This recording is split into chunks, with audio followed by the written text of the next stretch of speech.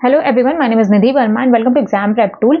आपके GATE 2026 examination में 9 या 10 दिन का टाइम रह गया है। 7 फरवरी से आपका एग्जाम स्टार्ट हो जाएगा और इस लास्ट मोमेंट पे बहुत नॉर्मल है अगर आपको एंजाइटी हो रहा है, आपको नर्वसनेस आ रहा है, क्योंकि सबके मन में ये रहता है कि ऐसा ना हो कि किसी भी रीजन की वजह से मेरा रिजल्ट खराब आ जाए या फिर जितना मैंने पढ़ा है उस लेवल से पेपर आएगा नहीं आएगा, ऐसा ना हो पेपर बहुत ज्यादा टफ आ जाए। तो देखो, ये सारे थॉट्स आना बहुत नॉर्मल है, लेकिन पेपर कैसे आने वाला है ये ना मुझे पता है, ना आपको पता है, ना किसी भी एक्सवाइजेड एजुकेटर को पता है, किसी को भी नहीं पता है। ठीक है, ये किसी को नहीं पता है। आपके हाथ में क्या है? आपके हाथ में ये है कि जो लास्ट टाइम अब आपके पास बचा हुआ है, यहाँ पे होगा गेम चेंज। जो लास्ट मोमेंट पे नहीं डरते, नहीं भागते, अपने थॉट्स को कंट्रोल करते हैं, वो रिजल्ट में बहुत अच्छा करके आते हैं।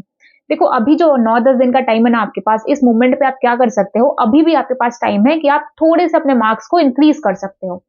अगर अभी का टाइम आपने ये सोचते हुए बिता दिया ना कि रिजल्ट कैसा आएगा, चलो ठीक है, रिजल्ट भी नहीं, ये सोचते हुए बिता दिया कि अरे मैंने तो साल भर पढ़ा ही नहीं, क्या होगा मेरा आगे, क्या होगा, मैं पेरेंट्स को कैसे फेस करूंगा, इट्स ओके ना। जो गया वो गया, जो आने वाला है हमेशा उस पे फोकस किया करिए। आप अपने प्रेजेंट पे किस तरीके से काम करके अपने फ्यूचर को चेंज कर सकते हो, आपका फोकस हमेशा इस चीज पे होना चाहिए। पास्ट पास्ट का रियलाइजेशन होना चाहिए। बहुत सिंपल सी चीज है, ऐसा नहीं कि हाँ जो गया वो गया, इट्स ओके आज देखते हैं, नहीं। अपनी पास्ट में की गई गलतियों से सीखो। अगर आपने पास्ट में उस लेवल पे मेहनत नहीं किया हुआ है तो अब आपके पास 9 दिन है। अगर आपने अभी तक कुछ नहीं पढ़ा तो ऐसा कुछ नहीं है कि कोई आपको गोली दे दी जाए, 9 दिन में आपका सिलेक्शन हो जाएगा या फिर आप क्वालिफाई कर जाओगे। That is practically not possible. ठीक है, तो बहुत सिंपल सी चीज है। जो टाइम अब आपके पास बचा है, एटलीस्ट अगर आप वो बच्चे हो जिन्होंने कुछ नहीं पढ़ा है तो इट्स ओके, अब आप राम भरोसे। बाकी अगर जिन्होंने मेहनत किया हुआ है तो आपको परेशान होने की जरूरत नहीं है। आप जिस लेवल पे आपने मेहनत किया है, आपको रिजल्ट हमेशा उससे अच्छा ही मिलेगा। देखो, लास्ट मोमेंट पे अब आपको क्या क्या नहीं करना है उसके बारे में अगर बात करो, तो इस टाइम पे पैनिक होना नॉर्मल है, बट आपको नहीं होना है। नहीं होना है। आप एक बार खुद से सोचो ना कि आप परेशान होकर के क्या कर लोगे? कुछ नहीं करोगे, इनफैक्ट अपना हेल्थ खराब कर लोगे, या फिर जो आपका दिमाग है उसमें हमेशा कुछ ना कुछ चलता रहेगा। थॉट्स आएगा, नॉर्मल है थॉट्स आना कि ऐसा ना हो पेपर खराब हो जाए, ऐसा ना हो रिजल्ट हो जाए, चलो मैं ये भी पढ़ लेता हूँ, मैं वो भी पढ़ लेता हूँ, नया कुछ पढ़ लेता हूँ, छूट ना जाए। ये सब बहुत नॉर्मल है, ये सारे थॉट्स आना। लेकिन आपको इन सारे थॉट्स को ओवरकम करना होगा, आपको डील करना होगा। जो भी एक एस्पायरेंट होता है ना, जो भी एक कॉम्पिटिटिव एग्जामिनेशन की तैयारी करता है ना, उसे हर एक चीज से डील करना आना चाहिए। इसलिए कहते हैं कि एक बहुत सिंपल सी चीज़ है जो कि मैंने मेरी लाइफ से सीखा है कि अगर कोई किसी भी कॉम्पिटिटिव एग्जाम की लाइफ में तैयारी किया हुआ है ना, उसने 1-2 साल दिया है अपनी लाइफ का और सीरियसली दिया हुआ है, लोगों के ताने सुने हैं, लोगों की बातें सुनी है, फैमिली का सब कुछ सुना हुआ है, 4 बात सुनी हुई है, तो वो लाइफ में कोई भी प्रॉब्लम को डील कर ले जाएगा। तो ऐसा नहीं है जो आप आज सीख रहे हो, जो आप आज सफर कर रहे हो, उसका कभी रिजल्ट नहीं आएगा, लाइफ टाइम आपको हेल्प मिलने वाला है। पैनिक नहीं करना है। कोई भी रैंडम यूट्यूब वीडियो जो कि आपको डिमोटिवेट कर रहा है, कोई जरूरत नहीं है देखने का, कोई जरूरत नहीं है। मोटिवेशन हमेशा आपके अंदर से आती है। और डिमोटिवेशन की बात रहे, ठीक है, होता है, नॉर्मल है, कभी कभी डिमोटिवेशन भी होता है, बट आपको उससे डील करना आना चाहिए। अगर थोड़ा आपके मन में आ रहा है कि अरे मैं नहीं कर पाऊंगा, तो सेकंड थॉट ये आना चाहिए, इट्स ओके मैं कर लूंगा। आज का दिन अच्छा नहीं है, आज नहीं हो रहा है, लेकिन मैं कल उठूंगा, मैं कल करूंगा। या फिर अभी आधा दिन है, मैं आधे दिन में कर लूंगा। नेक्स्ट कोई भी नया टॉपिक अब मत पढ़िए, कोई भी नया टॉपिक अब मत पढ़िए। आपका काम क्या होता है? देखो, मन में ना लालच आता है, बहुत सिंपल सी चीज है। अब आप मॉक दे रहे हो तब आता है कि यार इसका ना ये आंसर भी हो सकता है, चलो ना मैं कर लेता हूँ, वहीं पे आप फंस जाते हो।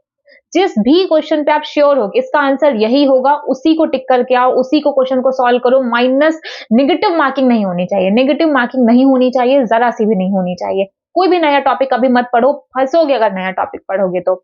ठीक है, अपने कंपेयर मॉक टेस्ट को कंपेयर मत करो। ठीक है, अब कंपेयर मॉक मार्क्स, आप जैसे कई बार क्या होता है ना कि हमें क्या लगता है कि अरे पहले तो मैं मॉक में अच्छा कर रहा था, अब मेरे मॉक में नंबर नहीं आ रहे। मत सोचो ये सब, ये मत सोचो कि अगर मेरे मॉक में नंबर कम आ रहे तो मेरे एक्चुअल गेट एग्जामिनेशन में नंबर कम आएंगे। ये सब कुछ रिलेशन नहीं है, कुछ रिलेशन नहीं है। देखो, ऐसा नहीं है कि आपका मॉक में 0 आ रहा है तो आप गेट में टॉप कर जाओगे, गेट में आपको आईआईटी मिल जाएगा, एनआईटी मिल जाएगा, ऐसा भी नहीं होने वाला है। बट थोड़ा बहुत डिफरेंस आएगा, आपका जो भी मॉक में नंबर चल रहा है उससे ज्यादा आपका गेट में आएगा।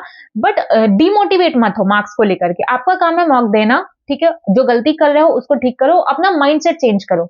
ये मत सोचो कि मॉक में जो नंबर आएगा वही आपके गेट में आएगा। ये सोचो कि आप मॉक इसलिए दे रहे हो ताकि जो भी आप गलती करो उसको इंप्रूव कर सको, बिकॉज अभी आपके पास टाइम है। इंप्रूवमेंट के लिए मॉक दो। ठीक है, नेक्स्ट आएगा टफेस्ट प्रॉब्लम को अब मत सॉल्व करो। ऐसा नहीं है कि आप कोई भी एक टफ प्रॉब्लम लेकर के बैठ गए, आपका आधा दिन निकल जा रहा है। इतना टाइम अभी आपके पास नहीं है। कोई भी नए टॉपिक मत पढ़ो, कोई भी लेंथी क्वेश्चंस को मत करो जो बहुत ज़्यादा टाइम ले रहे हैं, क्योंकि एक क्वेश्चन उठाओगे, फँस के रह जाओगे। तो बेहतर है जो आपको आ रहा है, जो आपको ईज़ी लग रहा है, जो उतना ज़्यादा लेंथी नहीं है, जिसके कैलकुलेशंस इतने ज़्यादा टफ नहीं है, जहाँ पे आपको पता है कि आप अपना 100% दोगे तो आपका रिजल्ट अच्छा आ जाएगा, क्वेश्चन आपका सही हो जाएगा। इस मूवमेंट पे बस उन्हीं क्वेश्चन को सॉल्व करना है आपको। ठीक है? ये रही बात आपकी इतनी। इसके बाद अगर ये बात करें कि अब 9-10 दिन में आपको क्या करना है, तो इस 9-10 दिन में आपको सिर्फ पीवाईक्यू करना है। ठीक है? पीवाईक्यू उठाओ, लास्ट जितने भी साल का आपके पास टाइम है कर सकते हो, उतने साल का उठाओ, पीवाईक्यू करो। इसके बाद अगर बात की जाए और क्या करना है, मॉक दो। बहुत ज़्यादा मॉक देने की ज़रूरत नहीं है। 1 दिन में आप 1-2 दे सकते हो तो दो। बट उतना ही दीजिए जिसके बाद आप अपने दिमाग को शांत भी कर पाओ। ठीक है? आपको क्या करना है, मॉक टेस्ट देना है 1-2 और उसी दिन जैसे मान लो आज आपने 1 मॉक दिया, आज रात को सोने से पहले आपको उसको एनालिसिस कर लेना है, इसको आपको नेक्स्ट डे पे नहीं छोड़ना है। अगर अगले दिन पे छोड़ा तो आप अपना पास्ट उठा के देख लो, फिर वो छूटा ही रहता है। क्योंकि मॉक को एनालाइज़ करना बहुत बोर का काम करना होता है, नहीं समझ में आता। ये सब मुझे इसलिए पता है क्योंकि ये सारी चीज़ें मेरे साथ भी हुई हैं।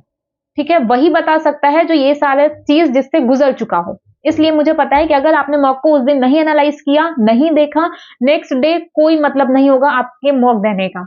जब तक कि आप नहीं चेक करोगे कि कहाँ पे आप गलत जा रहे हो, कहाँ पे आप गलत जा रहे हो, जब तक कि आप एनालाइज़ नहीं करोगे, अपनी गलतियाँ नहीं देखोगे, तब तक नंबर नहीं बढ़ने वाला है। और ये जो लास्ट का टाइम अभी आपके पास बचा है ना, अभी आपके पास 9-10 दिन का जितने भी दिन का टाइम बचा है, अगर आप अभी भी चाहो तो आप अपने थोड़े बहुत मार्क्स अभी भी इंक्रीज़ कर सकते हो। तो इस मोमेंट पे मत डाइवर्ट हो, कुछ नया मत पढ़ो, सिर्फ जो पढ़े हो उसी को मल्टीपल टाइम पे रिवाइज़ करो। ठीक है?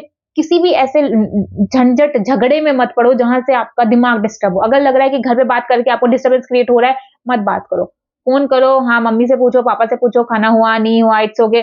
जैसे खुद को शांत रख सकते हो इस 9 दिन, 8 दिन उतने सिर्फ खुद के ऊपर फ़ोकस करो। कौन यार दोस्त, कौन मम्मी-पापा, रिज़ल्ट नहीं आएगा, कोई साथ नहीं देने वाला है, ठीक है? बहुत सिंपल सी चीज़ है, घर वाले भी बहुत सुनाते हैं। अगर आप लोगों ने सुना है, तो पता होगा, नहीं सुना है, तो आगे चल के पता चल जाएगा। ठीक है? तो अपने साथ दीजिए, अपने साथ रहिए, जो लास्ट मोमेंट चलता है, लास्ट मोमेंट बहुत ज़्यादा इम्पोर्टेंट होता है, इनफैक्ट लास्ट के 1-2 महीने ही बहुत ज़्यादा इम्पोर्टेंट होते हैं। जैसे-जैसे एग्ज़ाम आता जाएगा, आपको अपना ध्यान रखना है, ऐसा नहीं कि पूरे साल भर आपने मेहनत कर लिया और लास्ट के 2 दिन में जाकर के आप बीमार पड़ गए। तो जो भी एग्ज़ामिनेशन जहाँ पे भी आपका एग्ज़ामिनेशन सेंटर हो, वहाँ पे 1-2 दिन पहले पहुँच जाइए, अपना ध्यान रखिए, पानी-वानी पीते रहिए, हेल्दी खाइए, बहुत ज़्यादा जंक फूड मत खाइए। बहुत बेसिक सी चीज़ें हैं जो कि आपको मुझे नहीं लगता कि आपको बताने की ज़रूरत है क्योंकि बेसिक चीज़ें हैं, हर किसी को पता होता है। आप अपना ध्यान नहीं रखोगे तो जो आपने अभी तक पढ़ा है सब बर्बाद हो जाएगा। अपना ध्यान रखिए, कोई भी नया टॉपिक मत उठाइए, मॉक दीजिए, उसको एनालाइज़ करिए, दैट्स इट। अब मॉक में अगर नंबर कम आ रहा है देन इट्स ओके। कुछ नहीं कर सकते हो इस मोमेंट पे अब। इस मोमेंट पे सिर्फ़ उस चीज़ पे ध्यान दो जिसको बदल सकते हो। बदल क्या सकते हो? मॉक में जो गलतियाँ कर रहे हो उसको ठीक कर लो। ठीक है? बाकी कोई भी अगर आपका डाउट आता है तो कमेंट सेक्शन में जाके बता सकते हैं। एक और इम्पोर्टेंट चीज़ है ईपीटी पे जो भी रैंक बूस्टर कोर्स था ईपीटी का जहाँ से लास्ट ईयर भी बहुत सारे एस्पायरेंट्स निकले हुए थे, ऑल इंडिया रैंक आई थी उनकी, वो भी अब आपको फ्री में प्रोवाइड किया जा रहा है। मतलब ईपीटी के 2 कोर्सेज़ जो कि बहुत ज़्यादा पॉपुलर हैं, एक आरआईसी, ठीक है, रैंक इंप्रूवमेंट कोर्स और प्लस टेस्ट सीरीज़। ये दोनों ही आपका फ्री है अगर आप लोग देना चाहते हैं, तो अगर आपके पास मॉक टेस्ट नहीं है, एक अच्छे कोचिंग का ढूँढ रहे हो, तो वहाँ से भी जाकर के आप लॉगिन करके दे सकते हो। अगर आपको वेबसाइट पे कोई भी इश्यू आ रहा है एक्स-वाई-ज़ेड तो कमेंट सेक्शन में जाके बता सकते हैं या फिर हमारा नंबर हमारे चैनल पे दिया गया है, वहाँ पे भी जाके आप विज़िट करके कॉल कर सकते हो, डायरेक्ट कॉल कर सकते हो, ठीक है? जितना हेल्प हमारे से हो पाएगा, हमारी साइड से हो पाएगा, हमारी टीम के साइड से हो पाएगा, एग्ज़ाम प्रेप टूल से हो पाएगा, उतना पूरा हेल्प आपको किया जाएगा। Thank you.